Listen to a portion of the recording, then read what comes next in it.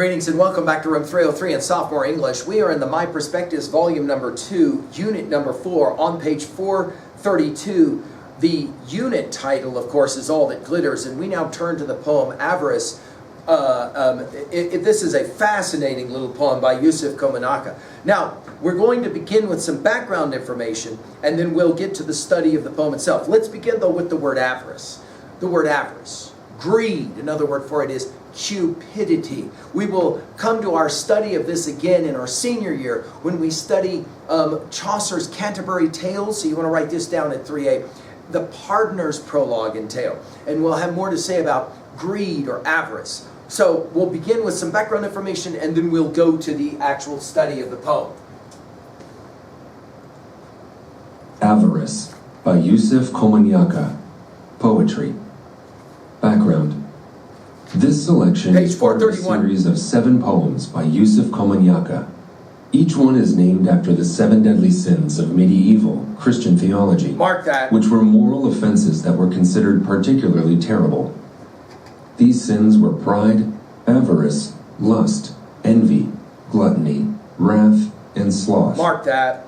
About the poet. Yusef Komunyakaa, born 1947, grew up in New Orleans, where he was strongly influenced by the local culture, including blues, jazz, and the Creole-influenced speech patterns of the city's inhabitants. As a young man, Komunyakaa served his country in Vietnam, Mark it. and some of his best poems focus on this time, capturing both the physical and psychological toll of the war. Avarice by Yusef Komunyakaa. Page 433. At 6, she chewed off the 7 porcelain buttons from her sister's christening gown and hid them in a Prince Albert can. On a sill crisscrossing the house, in the spidery crawlspace, she'd weigh a peach in her hands till it rotted.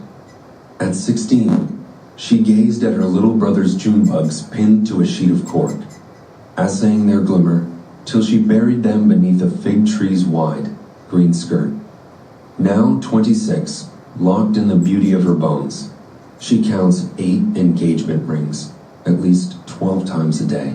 Now, the thing that makes this poem interesting is that it takes us through a young woman who, at the age of 6, and then at the age of 16, and then finally at the age of 26, continues to show some level of avarice or greed. Notice it begins at age 6 by chewing off some porcelain buttons. Notice she's stealing them from her sister's christening ground, and she hides them in a Prince Albert, an old-fashioned tobacco can, on a sill crisscrossing the house in the spidery crawl space. In other words, she takes them, she hides them. So let's point out the irony right away. It's not like she takes them and uses them. She takes them and she simply hides them. Then, the second movement, notice she'd weigh a peach in her hands till it rotted. Now, this one is interesting because, in other words, it's that she just wants to possess it. She won't eat it. She just wants to have it so somebody else can't have it.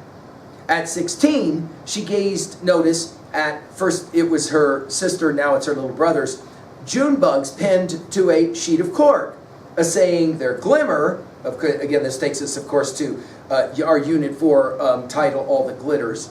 Glimmer till she buried them beneath a fig tree's wide green skirt. So again, she'll find something she wants and then she hides it under the ground. It's not like she's going to be able to look at it all the time.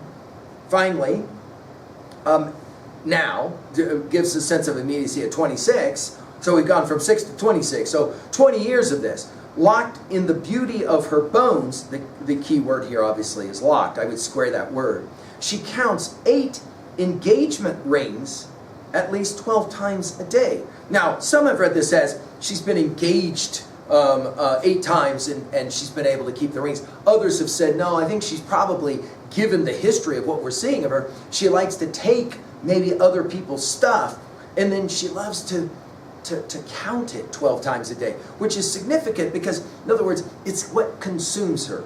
All right, at level 1, summarize quickly. This is a poem about, right, a young person who is clearly avaricious, greedy, just wants stuff to want stuff. But what is it to a that really is being suggested here about the power of greed or avarice, the way that it can take over our lives and make us ruin our lives by just longing to hold on to things that we really don't need at all.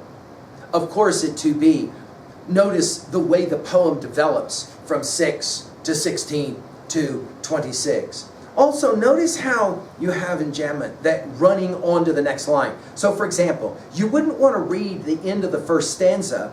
At 6, she chewed off the 7 porcelain buttons from her sister's christening gown and hid them in a Prince Albert can on a sill crisscrossing the house in the spidery crawl space. It's all got to be read as one thought. So, in other words, we're not reading the lines, we're reading the thoughts. Yes? Also, let's pay attention to the ways in which there is a sense of immediacy now. In other words, we're studying someone in this poem that now is 26 years old and her life is ruined by the desire for silliness, frivolity, right? Silly, dumb things that really in the end, she can't even actually have any real reason to want. She just needs something. She needs to hang on to something. Now, let's jump really quickly to 3a. How do you want to compare this to other texts that you are familiar with? Are you familiar with movies where somebody acts in a really greedy way? How were you taught in your youth that this kind of thing, this avarice, is not so good? I want to take you, though, to page 432, and I want to take you to this drawing of a fish hook with a ring hanging on it. Why do those things work together? It's quite brilliant the way the textbook company here has constructed this for you. Finally, at 3b, all right, here we go. Let's try and own a text like this. Have you ever been avaricious? Have you ever been like the kid in this story that just wants something simply because they want something? They don't need it, and once they had it, it started to possess them. Of course, obviously at 3a, you can think about Lord of the Rings, can't you? Tolkien's classic, and the way that that ring dominated everything. Thank you.